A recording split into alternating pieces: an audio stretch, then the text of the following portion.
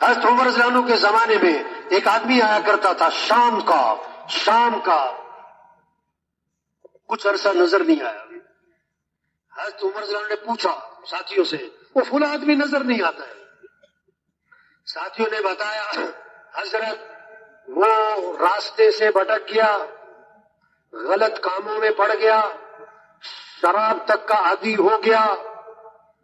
تو یہ نہیں ہوا کہ جائے دفعہ ہو جائے جہنم میں، نہ نہ نہ نہ نہ، وہ پریشان ہو گئے، بے چین ہو گئے، اور فوراً اپنے قاصد کو بلایا اور خط لکھا. یہ خط ہے عمر کی طرف سے فلاں کے نام. میں تعریف کرتا ہوں اللہ کی. وہ کون ہے؟ آیت لکھی، غافر الذنب وقابل التوب شدید العقاب ذی الطول لا الہ الا ہو الیہ المصیر. والسلام علیکم. قاصد سے فرمایا کہ جاؤ مدینے سے شام ایک آدمی کے لیے، اس کو تلاش کرنا، اسی کے ہاتھ میں دینا، اور جب نشہ اتر جائے پھر دینا. ہدایات بھی دی ہیں. قاصد پہنچا ہے شام، تلاش کیا، اس کے ہاتھ میں دیا کہ حضرت عمر نے تمہارے نام لکھا ہے. اس نے کھولا، بسم اللہ الرحمن الرحیم، یہ خط ہے عمر کی طرف سے تمہارے نام. میں تعریف کر رہا ہوں اللہ کی. وہ کون ہے؟ غافر الذنب، وہ گناہوں کو معاف کرنے والا ہے، قابل التوب، توبہ قبول کرنے والا ہے، شدید العقاب، بڑی سخت پکڑ والا ہے، ذی الطول، بڑی طاقت قدرت والا ہے، لا الہ الا ہو، اس کے سوا کوئی بندگی کے لائق نہیں، الیہ المصیر، جانا اسی کے پاس ہے. اس نے پھر پڑھا، غافر الذنب وقابل التوب شدید العقاب ذی الطول لا الہ الا ہو الیہ المصیر. اس نے پھر پڑھا اور کہنے لگا، حضرت عمر رضی اللہ عنہ نے مجھے امید بھی دلائی ہے، اگر تو معافی مانگے گا تو وہ معاف کرنے والا ہے، توبہ کرے گا تو وہ قبول کرنے والا ہے، اور ڈرایا بھی ہے اگر تو معافی نہیں مانگتا اس کی پکڑ بڑی سخت ہے اور بڑی طاقت والا، اور جانا اسی کے پاس ہے.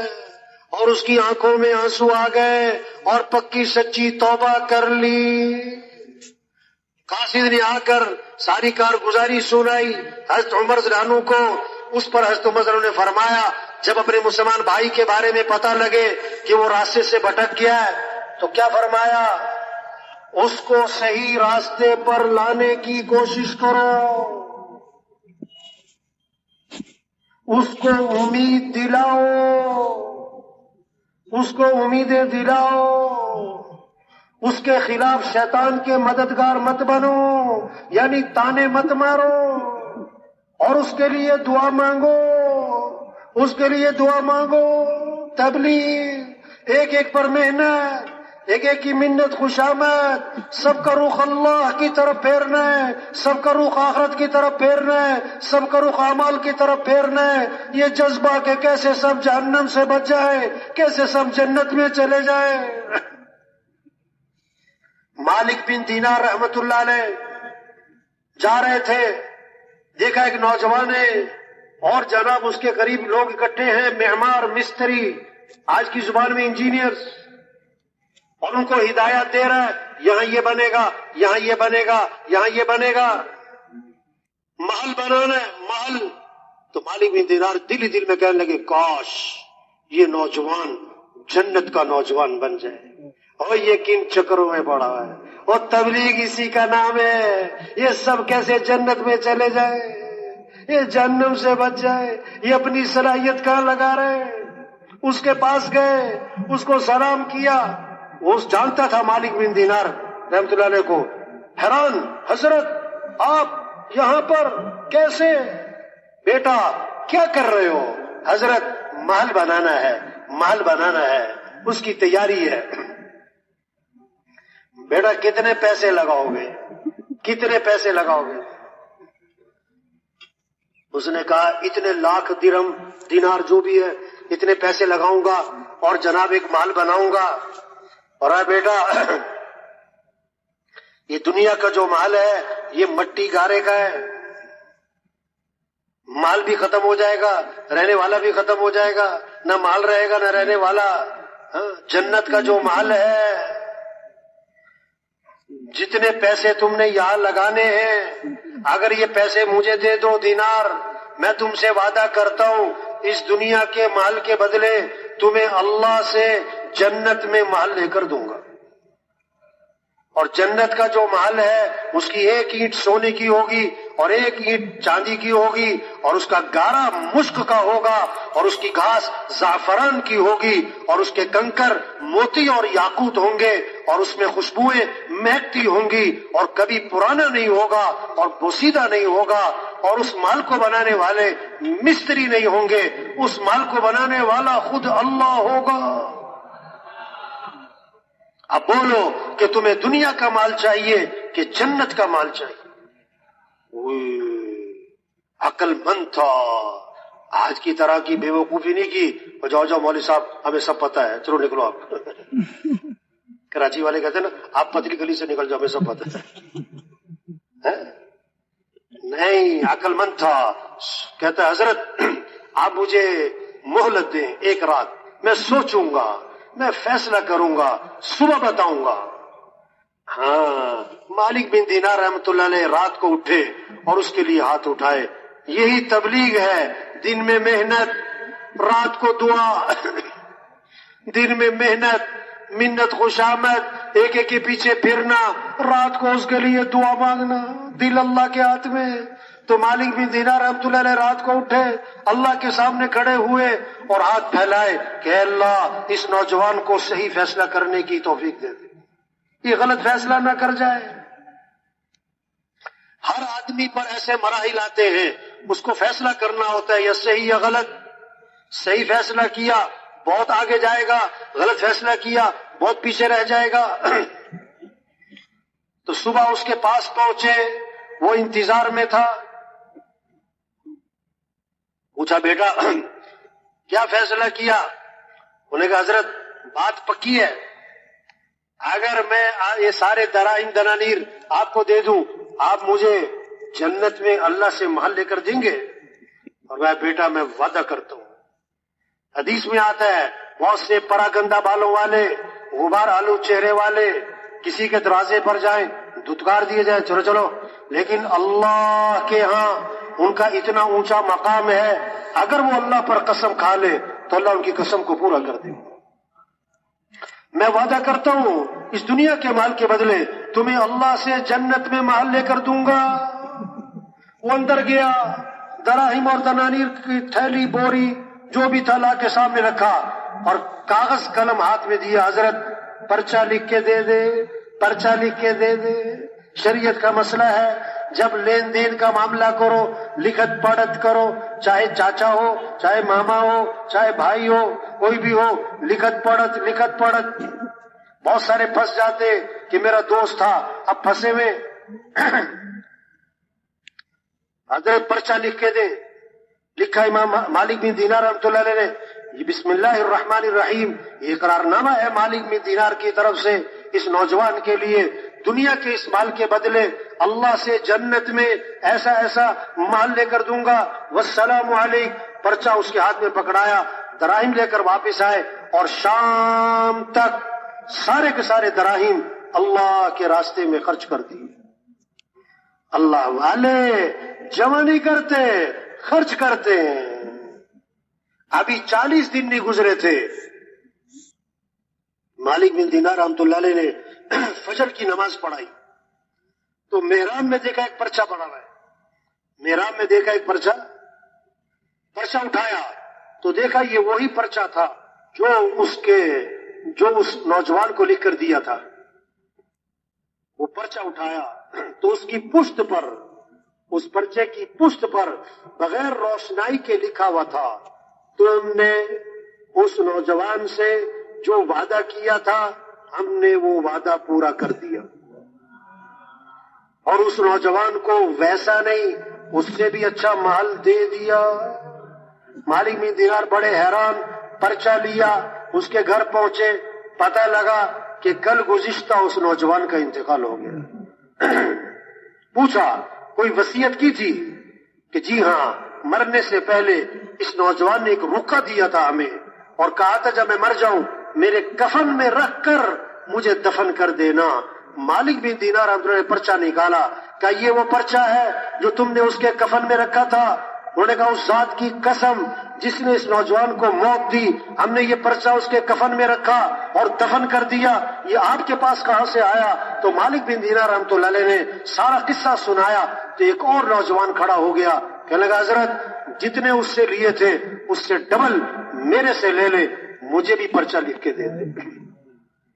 میں نہیں، اب نہیں، اب معاملہ نظر آ گیا، اب معاملہ نظر آ گیا، اور قیمت اسی وقت تک ہے جب تک نظر نہ آئے۔ ایمان کسے کہتے ہیں؟ ایمان بالغیب، بن دیکھے مانو۔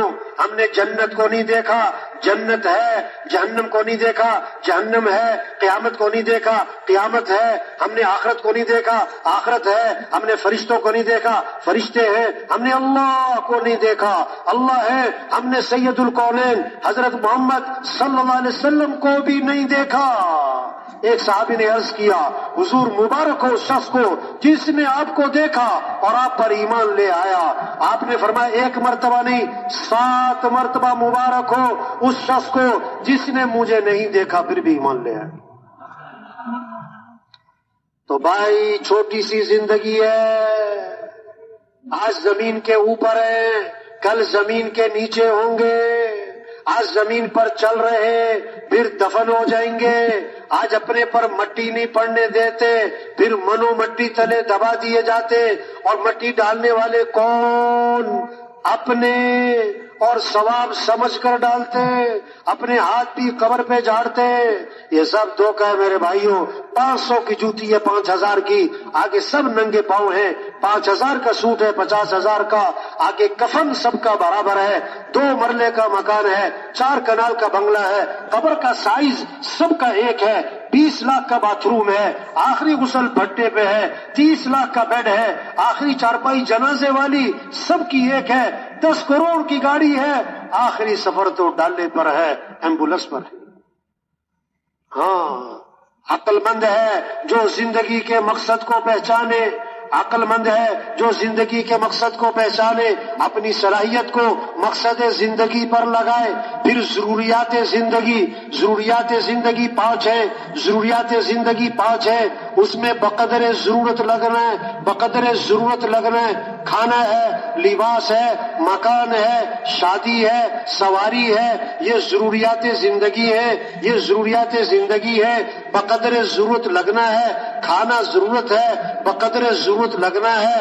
حضرت عائشہ رضی فرماتی ہیں ایک چاند، دوسرا چاند، تیسرا چاند چڑھ جاتا تھا، 2 ماہ گزر جاتے تھے، ہمارے گھروں میں آگ نہیں جلا کرتی۔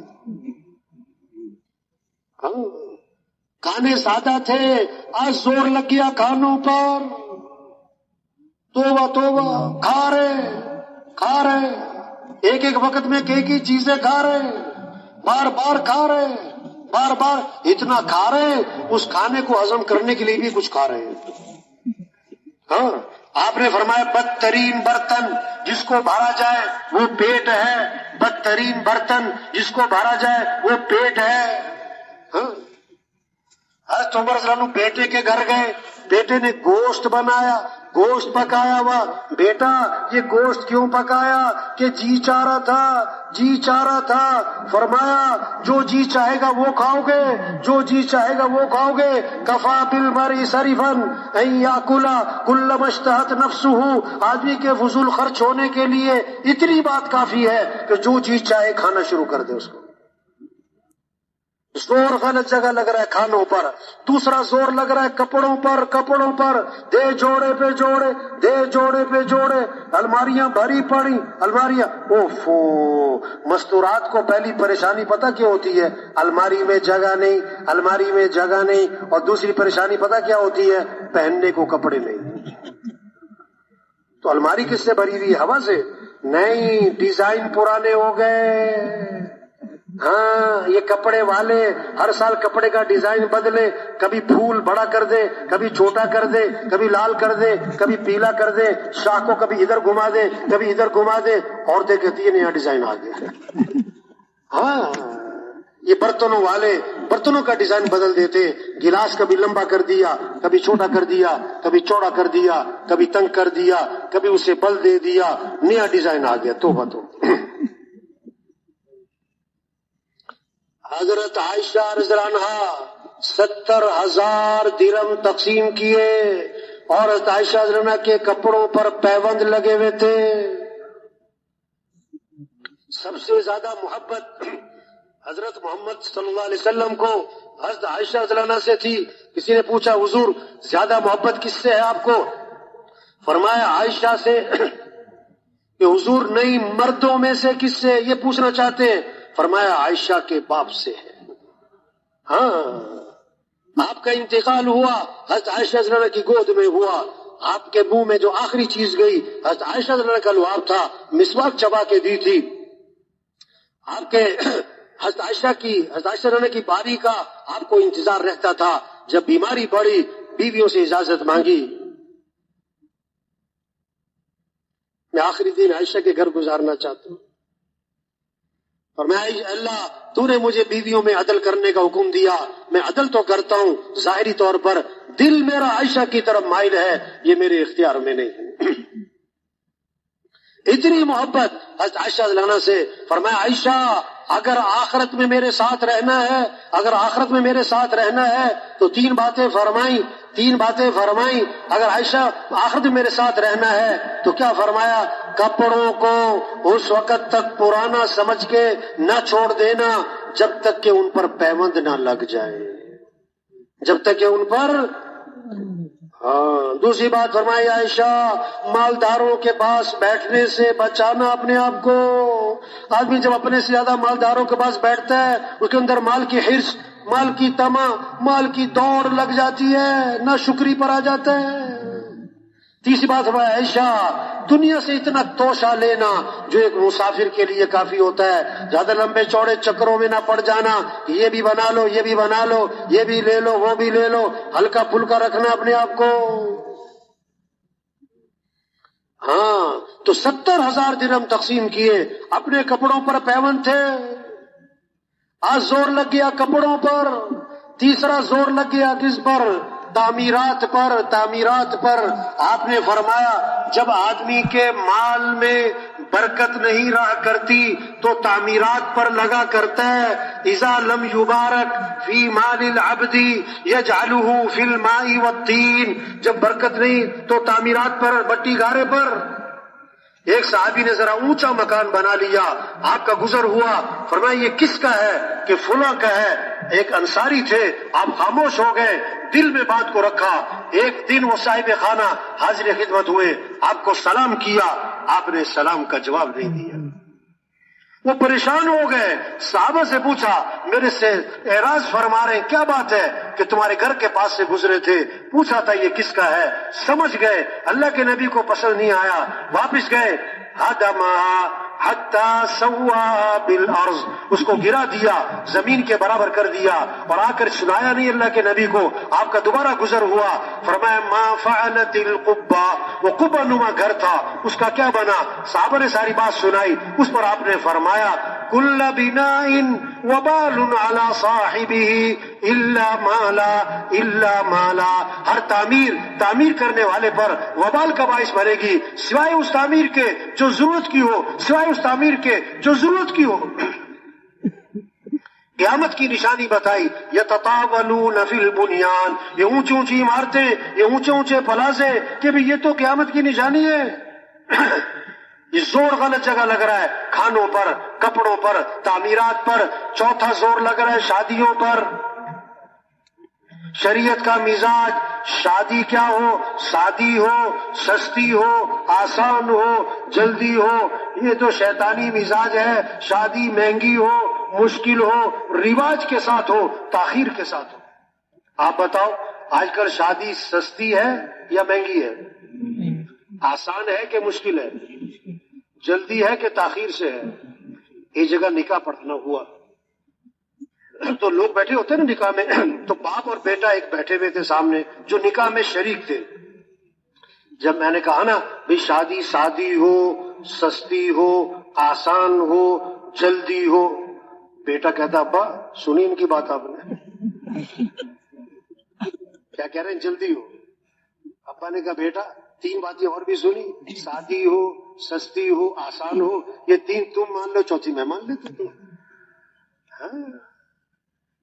ہاں شریعت کیا کہتی؟ سب سے آسان کام شریعت میں شادی ہے بھائی. ہاں شادی میں 2 چیزیں، نکاح اور ولیمہ. بس نکاح کے بارے میں حدیث میں آتا ہے مسجد میں ہونا چاہیے، واجب ہے. ولیمہ ہوا حضور صلی اللہ علیہ وسلم کا، آپ نے صحابہ کو کھجوریں کھلائیں، ولیمہ ہو گیا. ایک ولیمہ ہوا، آپ نے سارے مدینہ منورہ کو کھانا کھلایا. اگر کسی نے زور دکھانا ہے تو ٹھیک ہے ولیمے میں بلا لو، لیکن ایک بات فرمائی آپ نے، بدترین ولیمہ ہے جس میں مالداروں کو بلایا جائے اور غریبوں کو نہ بلایا جائے. ہمیں برکت والا نکاح وہ ہے جس میں کم سے کم خرچ ہو، کم سے کم مشقت ہو. آج شادی کے موقع پر ایک فہرست بنا بیٹھتے ہیں، یہ بھی کرنا ہے، یہ بھی کرنا ہے، یہ بھی بنانا ہے، یہ بھی لینا ہے، یہ بھی دینا ہے، یوں بھی کرنا ہے. ان سے پوچھو یہ سب کچھ کیوں کرنا ہے، یہ سب کچھ کیوں کرنا ہے؟ اس کا جواب پتہ کیا ہوتا ہے؟ یہ سب کچھ کرنا پڑتا ہے، یہ سب کچھ کرنا پڑتا ہے. ان سے پوچھو یہ سب کچھ کیوں کرنا پڑتا ہے؟ بہت خوبصورت جواب ہوتا ہے، آپ کو پتہ نہیں ہے کرنا پڑتا ہے. نہ کوئی سر نہ پاؤں، بس کرنا پڑتا ہے. عبد الرحمن بن عوف رضی اللہ عنہ کی شادی ہوئی. اس زمانے میں شادی کے موقع پر ایک خوشبو لگایا کرتے تھے، وہ خوشبو لگی ہوئی تھی عبد الرحمن بن عوف رضی اللہ عنہ کے. آپ نے کہ عبد الرحمن یہ خوشبو کیسی ہے؟ حضور میں نے شادی کی ہے. ہاں اور میں ولیمہ کر لینا اگرچہ بکری ہو. 5واں زور لگ گیا. 5واں زور لگ گیا کس پر؟ سواریوں پر. صحابہ کا ایک سفر ایسا تھا پاؤں میں جوتا بھی نہ تھا، ننگے پاؤں چل رہے تھے، پتھریلی زمین تھی، پاؤں زخمی ہو رہے تھے، کپڑے پھاڑے پاؤں پہ لپیٹے. اس کا نام بنا غزوہ ذات الرقاع. تبلیغ مقصد زندگی، اللہ کا دین زندہ ہو، اللہ کا کلمہ بلند ہو، سارے انسان جہنم سے بچے. ضروریات زندگی 5 ہے، ان کو سادگی پر لاؤ. کھانا ہے، لباس ہے، مکان ہے، شادی ہے، سواری ہے. پھر خواہشات زندگی وہ دنیا میں پوری نہیں ہو سکتی. خواہشات زندگی وہ تو جنت میں پوری ہوں گی. 1 کلو کا برتن ہے، اس میں 5 کلو پانی نہیں آ سکتا. 4 کلو، 2 کلو، 1.5 کلو، 1.25 کلو بھی نہیں آ سکتا. برتن چھوٹا ہے. انسان کی خواہشات یہ بہت بڑی ہے. دنیا کا ظرف چھوٹا ہے. آدمی کی خواہش ہے میں زندہ رہوں، یہ دنیا میں نہیں ہو سکتا. اب مالدار بن سکتے ہو، افسر بن سکتے ہو، بڑے بڑے گھر بنا سکتے ہو، ہمیشہ زندہ رہو یہ نہیں ہو سکتا. ہمیشہ جوان رہو یہ نہیں ہو سکتا. ہمیشہ تندرست رہو یہ نہیں ہو سکتا. اب بڑے ڈاکٹر بن سکتے ہو، بڑی دوائیوں کی فیکٹریاں لگا سکتے ہو، ہمیشہ تندرست رہو یہ نہیں ہو سکتا. ہمیشہ خوش رہو یہ نہیں ہو سکتا. دنیا کا ظرف چھوٹا، خواہشات بہت زیادہ ہیں. اس کے لیے اللہ نے جنت بنائی ہے. وہاں 4 قسم کے اعلانات ہوں گے. زندہ رہو گے موت نہیں، جوان رہو گے بڑھاپا نہیں، خوش رہو گے کبھی غم نہیں، تندرست رہو گے کبھی بیماری نہیں. 4 قسم کی نہریں اللہ فرما رہے جنت میں. 4 قسم کی نہریں، دودھ کی نہریں، شہد کی نہریں، شراب کی نہریں، پانی کی نہریں، سونے چاندی کے محلات. وہاں دوستوں سے ملاقاتیں، وہاں رشتہ داروں سے ملاقاتیں، اور اس سے بڑھ کر جنت میں صحابہ سے ملاقاتیں، اور اس سے بڑھ کر انبیاء علیہ السلام سے ملاقات، اور حضرت محمد مصطفیٰ صلی اللہ علیہ وسلم کی زیارت، اور سب سے بڑھ کر جنت میں اللہ کا دیدار ہوگا. اللہ فرمائیں گے یا اہل الجنہ، اے جنتیوں، وعظ کریں گے لبیک و سعدیک، اے اللہ ہم حاضر، ہماری سعادت، رب ہمیں پکارے. آپ اللہ فرمائیں گے راضی ہو گئے، اور راضی ہو گئے. عرض کریں گے اللہ اب بھی راضی نہ ہو تو کب ہو؟ تو نے وہ دیا جو کسی کو نہ دیا. اللہ فرمائیں گے جو دیا اس سے بہتر دوں. کہ اللہ چہرے چمک گئے، جہنم سے بچ گئے، جنت میں پہنچ گئے، اب کیا باقی رہا؟ اللہ فرمائیں گے احل علیکم رضوانی فلا اسقط علیکم بعدہ ابدا، میں ہمیشہ ہمیشہ کے لیے تم سے راضی ہو گیا، آج کے بعد کبھی تم سے ناراض نہیں ہوں۔ تو بھائی تبلیغ مقصد زندگی، اللہ کا دین زندہ ہو، یہ بڑی قیمتی زندگی ہے اور یہ دوبارہ ملنی کوئی نہیں، اور جا رہی اور بھاگی جا رہی۔ ابھی کہہ رہے رمضان آ رہا ہے، تھوڑے دنوں بعد کہیں گے رمضان جا رہا ہے، سال شروع ہو رہا ہے، پھر سال ختم ہو رہا ہے، یہ گرمیاں آ رہی، یہ گرمیاں جا رہی، کہ بچہ پیدا ہوا کہ اب تو بولنا شروع کر دیا، اب تو پڑھنا شروع کر دیا، اب تو پڑھائی سے فارغ، اب تو اس کی شادی ہو گئی، اب تو اس کے بچے ہو گئے، اب تو بچوں کی بھی شادی، کہ پہلے ابا تھے اب تو دادا بن گئے، اب تو نانا بن گئے۔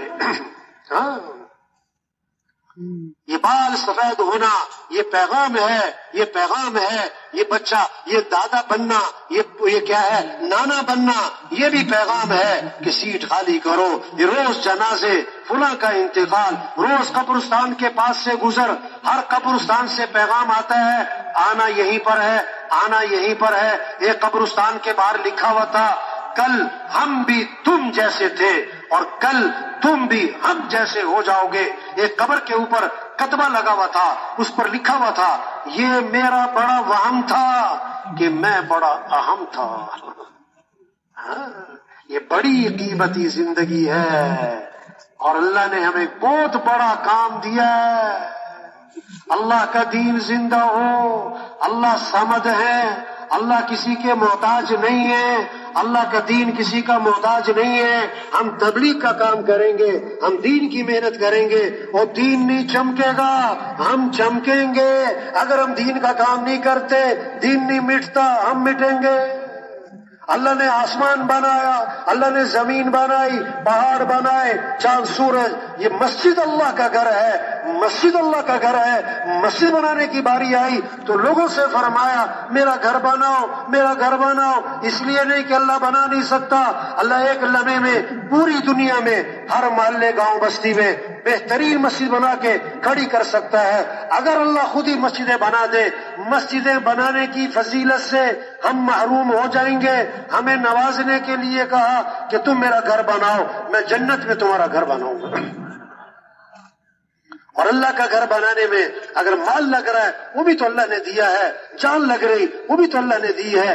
اسی طرح اللہ کسی کے محتاج نہیں، اللہ ایک امر سے، اپنے ایک حکم سے پوری دنیا میں دین زندہ کر سکتا ہے، پوری دنیا سے باطل کو مٹا سکتا ہے۔ اگر اللہ خود ہی دین کو زندہ کر دے، دین کی محنت کرنے سے ہمیں جو مقام ملتا ہم اس سے محروم ہو جائیں گے۔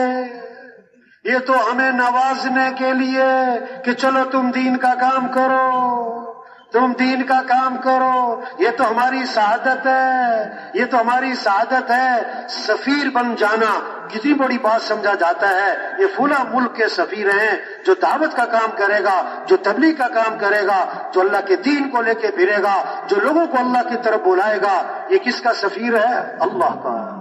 یہ کس کا سفیر ہے؟ ہاں، بادشاہ کسی کو اپنی خدمت کے لیے رکھ لے، یہ بادشاہ کا احسان ہے کہ خادم کا کمال ہے؟ بولو بھائی۔ اور یہ تو بادشاہ کا احسان ہے، اللہ کسی سے دین کا کام لے، دین کے پھیلانے کا ذریعہ بنائے، یہ تو اللہ کا احسان ہے، کرنے والے کا کوئی کمال نہیں۔ لیکن اللہ کس سے دین کا کام لیں گے، کس کو دین کے پھیلنے کا ذریعہ بنائیں گے؟ جو اپنے آپ کو پیش کرے گا، جو کہے گا میں تیار ہوں۔ حاجی صاحب فرمایا کرتے تھے اللہ اسی سے کام لے گا جو کام کرنے کے لیے تیار ہوگا۔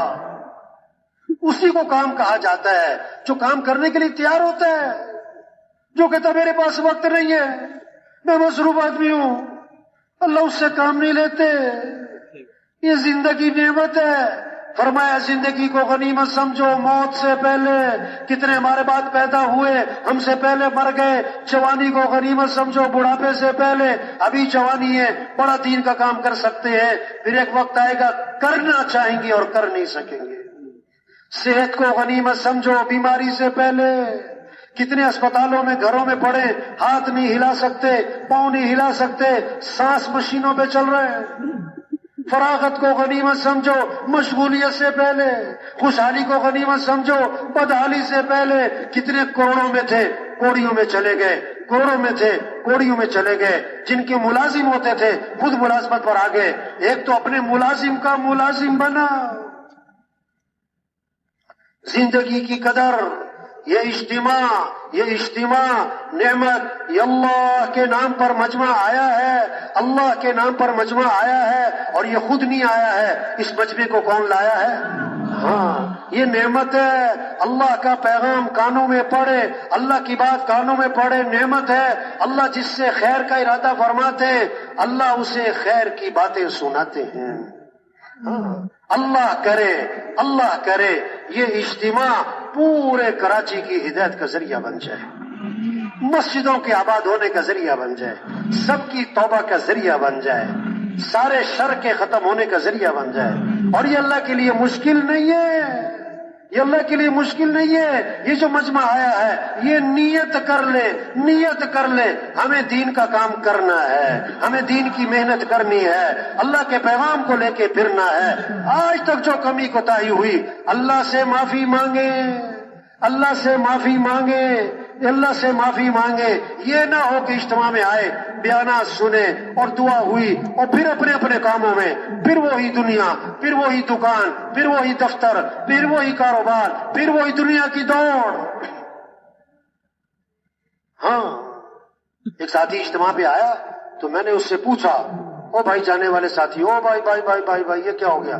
او بھائی ان کو بٹھاؤ، بھائی اللہ کے بندو، او اللہ کے بندو بھائی، او بھائی کہنا سننا کرنے کے لیے بھائیو، کہنا سننا کرنے کے لیے بھائیو۔ ہمارے تھے حاجی مشتاق صاحب مرحوم ڈرائیونگ میں نا، تو بڑی بات جو کرتے تھے نا، ایسی بات ہوتی تھی سخت سی لگتی تھی، لیکن بڑی نبض پہ ہاتھ لگتے تھے۔ ایک دن ان کا بیان تھا عربوں میں ترجمہ کر رہا تھا، فرمانے لگے آج بیان کرنے والا بیان کر کے فارغ، سننے والے سن کے فارغ، بیان کرنے والا بیان کر کے چھٹی، سننے والے سن کے چھٹی۔ اس پر مثال دینے لگے کہ خامن صبح جا رہا تھا، بیوی نے کہا پتی لانی ہے، پتی ختم ہو گئی، بہت اچھا۔ چاول لانے ہیں، چاول ختم ہو رہے، بہت اچھا۔ آٹا بھی لانا ہے، بہت اچھا۔ گھی بھی لانا ہے، بہت اچھا۔ مسالے بھی لانے ہیں، بہت اچھا۔ وہ کہتی جا رہی، وہ سنتا جا رہا۔ شام کو آیا تو خالی ہاتھ، بیوی نے کہا میں نے تجھے یہ کہا تھا، اس کا کیا بنا؟ اس نے کہا تجھے کہنے کا ثواب، مجھے سننے کا ثواب۔ او بھائی، یہ کہنا سننا کرنے کے لیے بھائی، یہ اجتماع میں آنا، اللہ رسول کی بات کا سننا نعمت ہے۔ آگے بڑھے، صرف اجتماع میں آنا کافی نہیں ہے، کہ ہاں جی میں اجتماع میں آیا تھا۔ یہ بہت سارے پتہ کیا پوچھتے، اگلا اجتماع کب ہوگا؟ کیا پوچھتے؟ ایک ساتھی سے پوچھا نا، تم اجتماع میں 3 دن رہے، بیانات سنے، اب واپس جا رہے، کیا کرو گے جا کر؟ اس نے کہا اگلے اجتماع پہ پھر آؤں گا۔ ہاں، ایک سے میں نے پوچھا اجتماع میں تمہارے 4 ماہ کب لگے؟ کہتے میرے تو 4 ماہ نہیں لگے۔ چلا کہ نہیں، چلا بھی نہیں لگا۔ ارے بھائی سروزے تو لگتے ہوں گے؟ کہ نہ سروزہ بھی کبھی نہیں لگایا۔ ارے بھائی آپ اجتماع میں پہلی دفعہ آئے ہو؟ کہتا نہیں میں تو 12 سال سے آ رہا ہوں۔ کب سے آ رہا ہوں؟ توبہ ہے۔ اور چلو آئے صحیح، اس بہانے اجتماع میں آئے، بزرگوں سے ملنے کے بہانے۔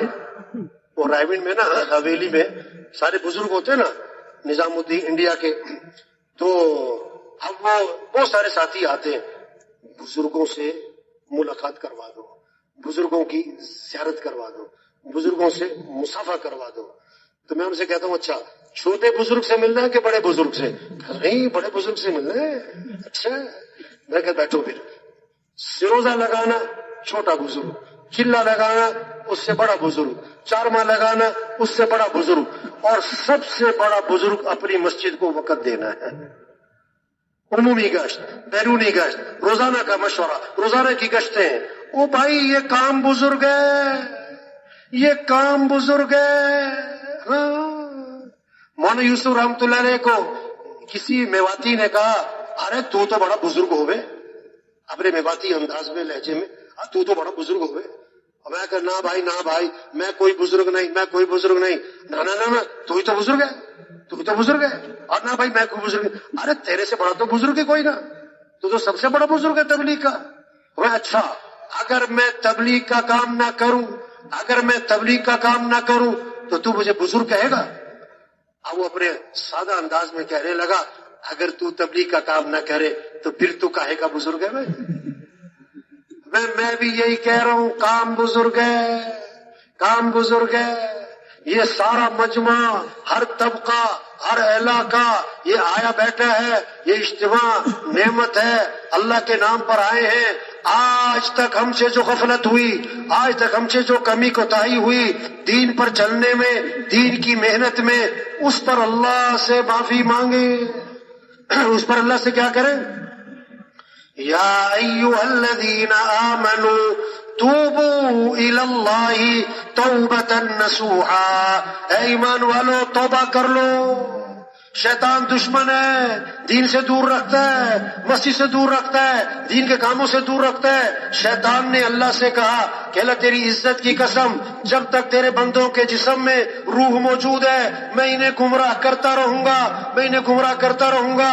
اللہ نے 3 قسموں کے ساتھ جواب دیا، فرمایا میری عزت کی قسم، میرے جلال کی قسم، میرے بلند مرتبہ ہونے کی قسم، یہ جب تک میرے سے معافی مانگتے رہیں گے میں بھی انہیں معاف کرتا ہی رہوں گا۔ توبہ کریں بھائی۔ ایک اللہ والے تھے، گاؤں کے کنارے بیٹھے تھے، رو رہے تھے۔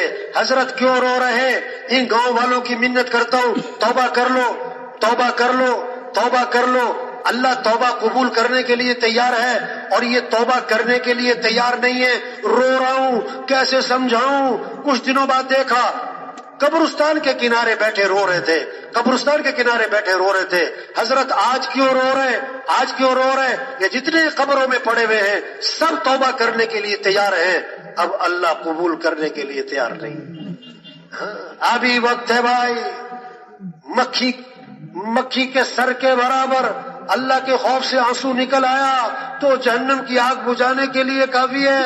اگر بغیر توبہ کے مرا اتنا روئے گا، اس کے آنسوؤں میں کشتی چلانا چاہو تو چلا سکتے ہو، پر وہ رونا کام نہیں آئے گا۔ او بھائی یہ تبلیغ، یہ چارواں، یہ چلا، یہ تین دن اس کے پیچھے کتنوں کی توبہ چھپی ہے، کتنوں کی ہدایت چھپی ہے، کتنوں کی زندگیوں کا بدلنا چھپا ہے بھائی، کتنوں کا جہنم سے بچنا چھپا ہے بھائی۔ کام نہیں ختم ہوتے، آدمی ختم ہو جاتا ہے۔ یہ شیطان کا بڑا دھوکہ ہے۔ میرے پاس ٹائم نہیں ہے، قبرستان بھرے پڑے ایسے لوگوں سے جو کہتے تھے میرے پاس ٹائم نہیں ہے، جیلیں بھری پڑی، ہسپتال بھرے پڑے جو کہتے تھے میرے پاس ٹائم نہیں ہے، قبرستان بھرے پڑے ایسے لوگوں سے جو کہتے تھے توبہ کریں گے پھر زندگی بدلیں گے، پھر گناہوں کو چھوڑیں گے پھر۔ بہت سے آج مر گئے جنہوں نے کہا تھا کہ کل میں نے توبہ کر لی ہے،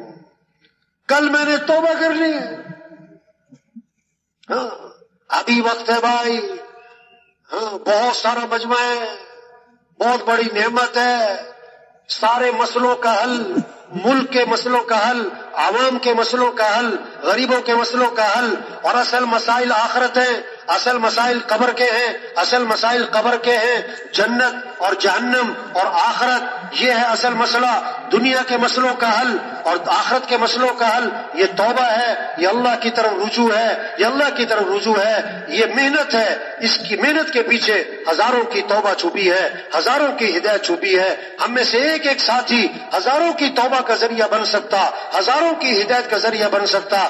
ہمارے ایسا فرماتے تھے ہمارا غریب سے غریب مالداروں کی ہدایت کا ذریعہ بن سکتا، ہمارا ان پڑھ سے ان پڑھ بادشاہوں کی ہدایت کا ذریعہ بن سکتا۔ اور فرمایا طوبی لعبد جعلہ اللہ مفتاحا للخیر ومغلاقا للشر، مبارک اس شخص کو جس کو اللہ نے خیر کی چابی اور شر کا تالا بنا دیا ہو۔ ہاں، ہم میں سے ہر ایک عائشہ فرماتے تھے اے اللہ ہمارے جینے کو بھی ہدایت کا ذریعہ بنا، ہمارے مرنے کو بھی ہدایت کا ذریعہ بنا، اے اللہ ہمیں ایسا بنا جو ہمیں دیکھے اسے بھی ہدایت ملے، جسے ہم دیکھیں اسے بھی ہدایت ملے، جو ہوائیں ہمیں چھو کے جائیں جہاں جہاں جائیں اے اللہ سبھی کو ہدایت دے دے، اے اللہ ہمیں وہاں زندہ رکھ جہاں ہمارے زندہ رہنے سے تیرے دین کو فائدہ پہنچے، اور اے اللہ ہمیں وہاں کی موت نصیب فرما جہاں ہمارے مرنے سے تیرے دین کو فائدہ پہنچے، ہماری موت کو بھی ہدایت کا ذریعہ بنا، ہمارے جنازوں کو بھی ہدایت کا ذریعہ بنا، ہماری قبروں کو بھی ہدایت کا ذریعہ بنا۔ یہ ہے سب سے اونچا مقام کہ آدمی ہدایت کا ذریعہ بنے۔ یہ محنت ہے جو کرے گا اور رات کو دعائیں مانگے، ہدایت اللہ کے ہاتھ میں ہے۔ دن میں محنت ہے، رات کو دعا ہے، دن میں محنت ہے، رات کو دعا ہے۔ جس کی محنت اللہ کے ہاں قبول ہو گئی اللہ اسے ہدایت کا ذریعہ بنائیں گے۔ اس لیے اس مجمع سے گزارش ہے، تبلیغ کیا منت ہے، خوش آمد ہے، اس سائل کی طرح کی ندا ہے جو کہتا ہے جو دے اس کا بھی بھلا، جو نہ دے اس کا بھی بھلا۔ باقی روز روز کسی نے نہیں سمجھانا، یہ روز روز کوئی اجتماع نہیں ہونا، یہ روز روز کوئی اجتماع نہیں ہونا۔ اس لیے بھائیوں جو ہم سے غفلت ہوئی اس دعوت کے کام میں، خروج میں مقام پر کام کرنے میں، اللہ سے معافی مانگ لے۔ جو بقیہ زندگی ہے پتہ نہیں کتنی ہے، قرآن حفظ کرنے کی نیت سے شروع کیا، ابھی آدھا سپارہ بھی حفظ نہیں ہوا کہ موت آ گئی، اللہ قیامت کے دن اس کو حافظوں میں اٹھائیں گے۔ حج کی نیت سے چلا، ابھی راستے میں تھا کہ موت آ گئی، اللہ قیامت کے دن اس کو حاجیوں میں اٹھائیں گے۔ ہم نیت کر لیں کہ پوری دنیا میں پورا دین زندہ کرنا ہے انشاءاللہ۔ ہم نیت کر لیں کہ اپنی بقیہ زندگی کو اللہ کے دین کے پھیلانے پر لگانا ہے انشاءاللہ، اور پھر اللہ سے مانگے کہ اللہ میں اس کام کے لیے قبول فرما، اللہ یہ کام ہمارے لیے آسان فرما، اللہ میں اس پر استقامت نصیب فرما، اللہ ہماری موقع پہ رہنمائی فرما، اللہ نفس کے شر سے حفاظت فرما، شیاطین کے شر سے حفاظت فرما، اللہ عافیت والا معاملہ فرما، اللہ ہدایت کی ہواؤں کو عام فرما، اللہ خیر کے دروازوں کو کشادہ فرما، اللہ شر کے دروازوں کو بند فرما۔ اے اللہ جسے تو سورج کو طلوع فرماتا ہے اللہ ہدایت کے سورج کو طلوع فرما، اور ہدایت کی روشنی ہر کچے پکے گھر میں داخل فرما۔ اللہ جسے تو موسم کو بدل دیتا ہے اللہ گمراہی کو ہدایت سے بدل دے۔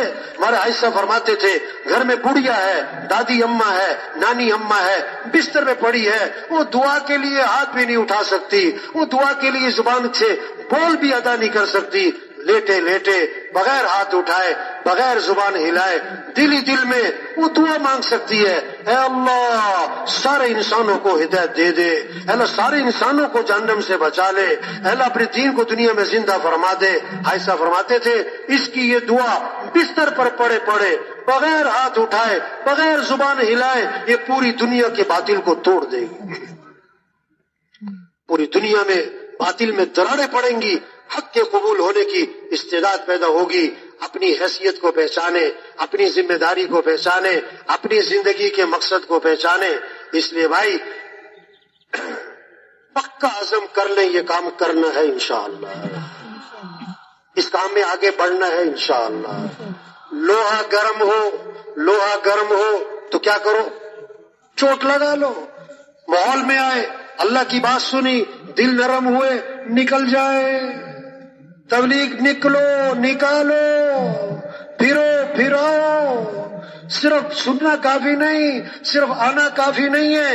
مولانا الیاس صاحب رحمۃ اللہ کا بیان ہو رہا ہے، اور میواتی بیٹھے ہوئے ایک عالم بڑے عالم وہ بھی تشریف لائے اور بیان میں بیٹھ گئے۔ اب بیان سن رہے اور دل ہی دل میں کہہ رہے یہ عجیب بڑے میاں ہیں، اتنا اونچا بیان، اتنی اونچی باتیں، اتنی علمی باتیں، یہ تو علماء کے سمجھنے کی، عوام کیا سمجھیں، یہ تو ان پڑھ لوگ ہیں، میواتی سادے، ان کو یہ کیا سمجھ میں آئے گی، یہ کیا سمجھ رہے ہوں گے، یہ عجیب بڑے میاں یہ کن کے سامنے کیا بات کر رہے۔ جب بیان ختم ہوا تشکیل شروع ہوئی تو وہ جو عالم بیٹھے تھے ساتھ والے بوڑھے میواتی سے فرمانے لگے میاں جی کوئی بات سمجھ میں